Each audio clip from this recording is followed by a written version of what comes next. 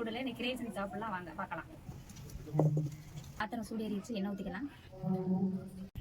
எண்ணெய் காஞ்சிருச்சு, பட்டை கிராம்பு போட்டுக்கலாம், பெருஞ்சீரகம், கருவேப்பிலை, பச்சை மிளகாய், வெங்காயம், 2 தக்காளி, மஞ்சள் பொடி, கரம் மசாலா, இஞ்சி பூண்டு பேஸ்ட்டு, மல்லிப்பொடி, மிளகாய்த்தூள், சின்ன வெங்காயம் பேஸ்ட்டு, தேங்காய், ஒரு ஆட்டு கூட நறுக்கி வச்சுருக்கோம். இப்போ மசாலாவோட சேர்த்துக்கலாம். தண்ணி ஊற்றிக்கலாம், உப்பு போட்டுக்கலாம், புதினா கொத்தமல்லி போட்டுக்கலாம். கூட நல்லா வெந்து வந்துருச்சு.